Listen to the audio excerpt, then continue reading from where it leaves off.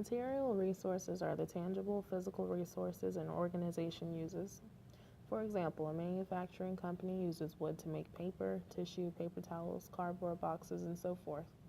A clothing manufacturer uses cotton, silk, and different threads to produce some of the most expensive, name brand clothing we like to buy.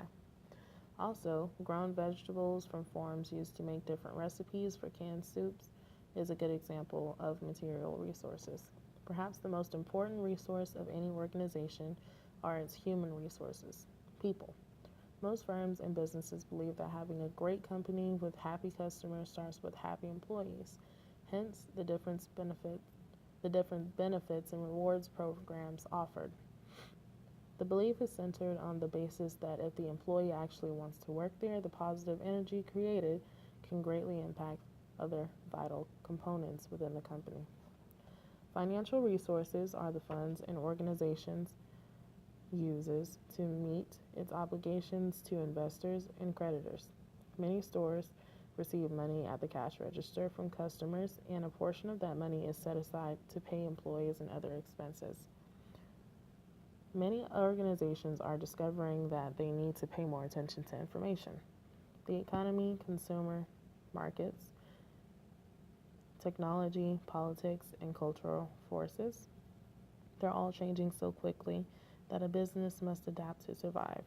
To adapt to change, the business must gather information about competitors and changes to the industry in order to learn from the failures and successes of others.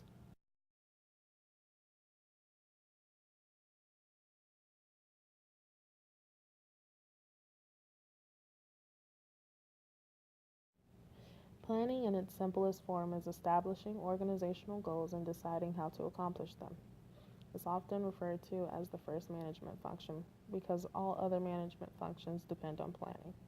The strategic planning process involves establishing an organization's major goals and objectives and allocating resources to achieve them. Top management is responsible for strategic planning.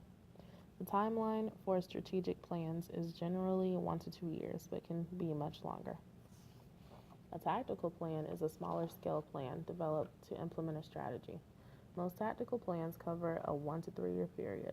If a strategic plan will take 5 years to complete, the firm may develop 5 tactical plans, one covering each year. An operational plan is a type of plan designed to implement tactical plans. Operational plans are usually established for 1 year or less and deal with how to accomplish the organization's specific objectives. Sometimes things don't go to plan.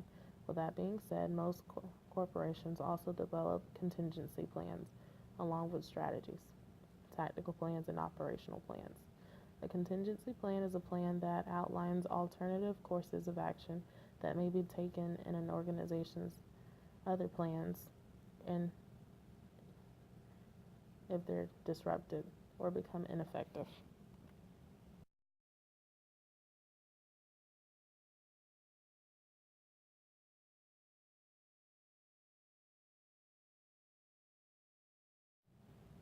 Leading is the process of influencing people to work toward a common goal. Motivating is the process of providing reasons for people to work in the best interest of an organization. Together, leading and motivating are often referred to as directing. Leading and motivating are critical activities because of the importance of an organization's human resources. Obviously, different people do different things for different reasons. That is, they have different motivations. Some are interested primarily in earning as much money as they can. Others may be spurred by the opportunities to get promoted.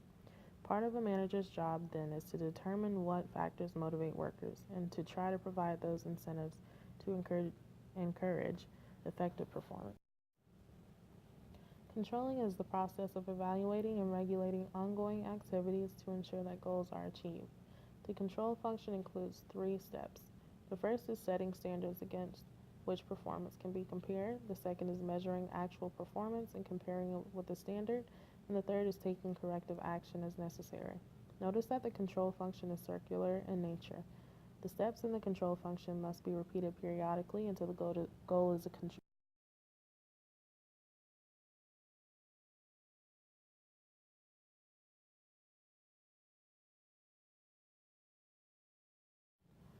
A top manager is an upper level executive who guides and controls an organization's overall fortunes. Top managers represent the smallest of the three groups. In terms of planning, they are generally responsible for developing the organization's mission. They also determine the firm's strategy. Middle managers make up the largest group of managers in most organizations. A middle manager is a manager who implements the strategy and major policies developed by top management. Middle managers develop tactical and operational plans, and they coordinate and supervise the activities of first line managers. A first line manager is a manager who coordinates and supervises the activities of operating employees. First line managers spend most of their time working with and motivating their employees, answering questions, and solving day to day problems. Most first line managers are former operating employees who are promoted into management.